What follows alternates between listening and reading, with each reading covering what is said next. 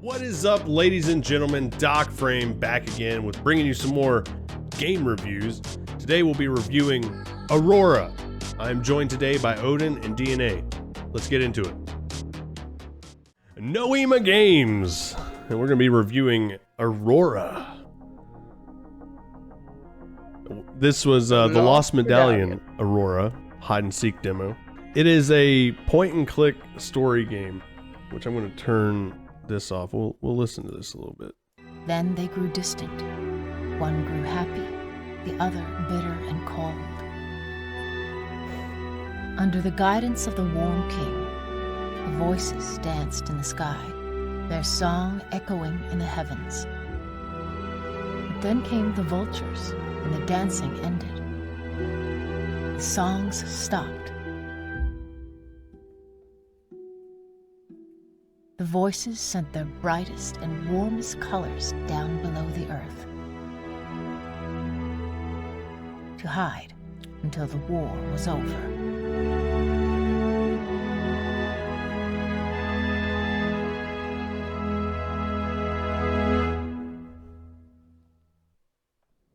Okay, so this is where you actually start loading into the game. And I will say this, like, I want to know what the ravens are. Vultures. Yeah, those things. Yeah. They look like ravens, though. The artwork, They look like ravens. I want to know what they are. Like, you don't get to see. Yeah, you get like this huge like mythical battle explained to you at the beginning. That doesn't explain to you what the actual battle and is. it's like, nah, dog, you're playing hide and seek. Yeah, you're Go. playing hide and seek in a cave with these kids. Which, okay, so I'm going to start with this, Odin. When I first saw this game, when I first loaded into it, all right, I was like, this is a children's point and click game, okay? Yeah. I was like, no, I'm not gonna, no, this is gonna be horrible. Oh my gosh, right? Okay, well, first off, the artwork, I am a huge supporter in hand-drawn art, and that's what this is. This is all hand-drawn, animated, everything. The voice acting is very well done. Let me turn it back up just a little bit so we can hear a little bit of it. I don't want to be a burden. In fact, I really mean to help as much as I can. Although, I don't really know where anyone is hiding, and I suppose you already know about the game. Okay, so there we go. Just a quick example. It's very clean. The voice acting, very, very smooth. I found no issues. I played through this 3 times. The first 2 times were just kind of testing. I was trying to break it. I was trying to find anything I could do to break this game. Couldn't. It's solid. Like, I could not find anything. There was one time that the dialogue, there were 2 lines that played back to back too fast. There wasn't enough time between the dialogue. That was the only thing I found wrong with this. Did you find anything wrong, Odin? No, I didn't come across anything. So definitely a solid game, solid demo anyway. No issues. I feel like right at the beginning, this demo actually eased you in to the puzzles. I feel like it kind of walked you through it. Like that first person you ran into there playing hide and seek, you can talk to that person and you can find out everything about every person you're trying to find. It gives you details about the game, things like that. And then you just kind of move on. So you find 3 people right off the bat. Okay, but then it gets a little more challenging. You have to think about what you're doing to find these people. And it is, I think they do it in a very good way. I feel like the puzzles are very well done for a point and click game. I'm going to keep that aside, the point and click part, like for later. I want to talk about that part of it too. But what did you think about the puzzles? No, I thought they were really, really well executed, right? I've played my share of puzzle games.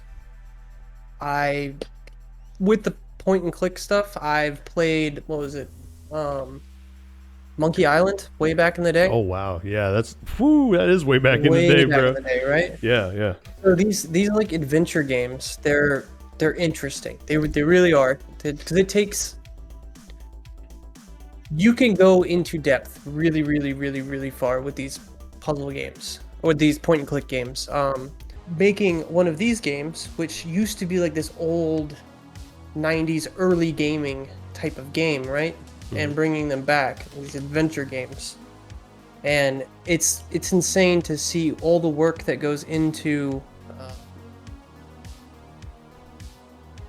all the art and the interaction to make something where you're just sitting here holding a mouse, moving it and clicking and making the world kind of feel alive, right? And they did this, and you can see this whenever your character, Aurora, moves from light to shadow. You see the lighting on her character model change. Even the animation just in her just standing there makes her seem alive. Whereas a lot of other adventure games and stuff, it's just kind of these static models. But yeah, the puzzles were good. That was your question, and I veered off. You're good.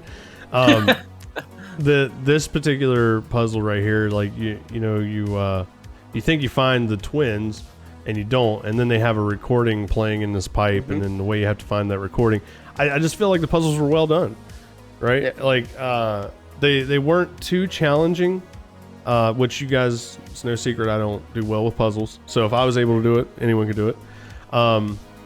But this particular part you're seeing right now, this pipe, okay, this is the kicker for me. This is where I realized that, okay, this isn't really a kid's game. Okay, this isn't just a kid's game. I mean, yeah, it's done in a way that it's available to everyone, right? There's no mature content, we'll call it.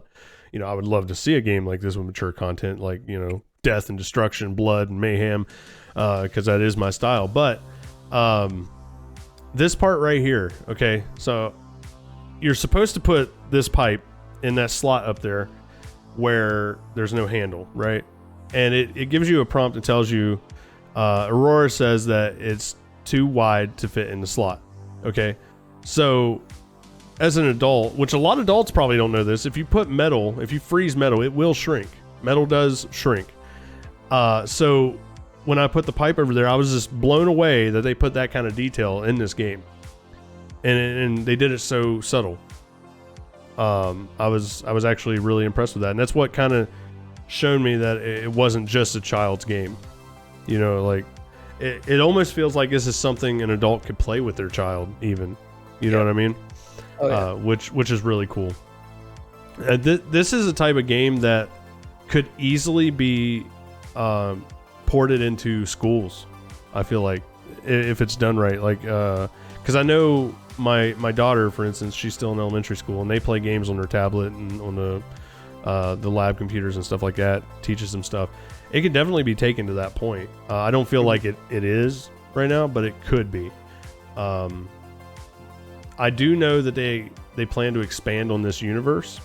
They're creating a whole universe around the whole Aurora thing. And I'm actually excited to see more about it. I feel like the story is actually interesting. It kind of captured me, you know, what little bit you get here. Oh, this was a pretty interesting puzzle too. Spoiler alert, you move the boxes, that person gets aggravated, moves them back, but you have to sneak down in to find her to catch her doing it. But that's towards the end of the whole hide and seek game.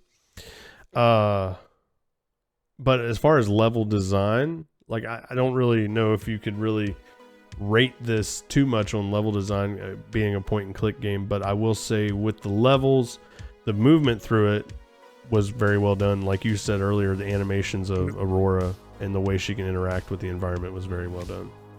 Yeah, and then just overall the environments, I mean, it's dark and dingy while you're playing hide and seek, and like, I don't know, it's cool. Futuristic vibe, and I wanted to know more about the story and that overarching first initial narrative portion where I'm like, yo, where are these vultures at?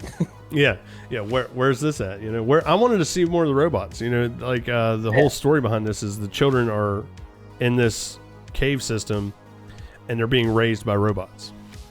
I was hoping to see that, which you don't in this playthrough, but they do talk about it a lot. They're like in this particular playthrough, which you can find, I'll post a link in the description below. I am going to post it up on YouTube, so you can watch this particular playthrough in its full glory. But I didn't go through and do all the dialogue options.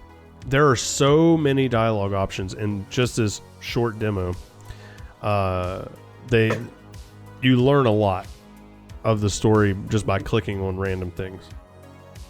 I feel like each character, they did a good job of giving each of the other children you deal with their own characteristics, their own personality, and it felt like they really had that personality, not just by their looks, but by the voice acting and the dialogue.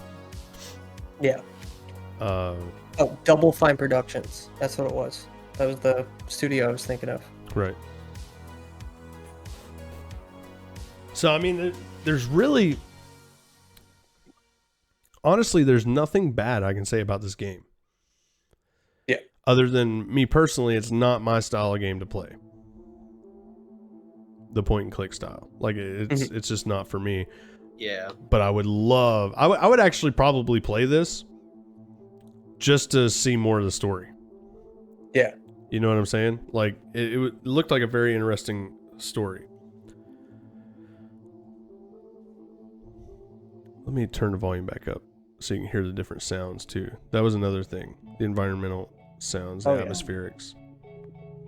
I can hear someone from inside the tech tube. Silent like a snow. Patient like a glove. Yeah, I think the music was well done. The levels were good. Oh yeah. The music wasn't too loud like in other games. Do you have anything bad to say about it? No, nothing at all. Yeah, I do. What? I didn't get to test it. So overall, Odin, give me an overall. I'd give it an 8, honestly. It's intriguing. Mm-hmm. It is intriguing, and I think as someone who doesn't play that many point and click like adventure games, I feel like this is something I could definitely see myself getting more into. Yeah. I was actually going to give it an 8 as well. Copycat. Well, I was tossed up between 9 or 8.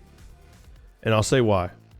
9 because there's absolutely nothing wrong with it. The voice acting is perfect. You know, I was thinking around that area, but I also have to keep in mind that I'm rating a demo.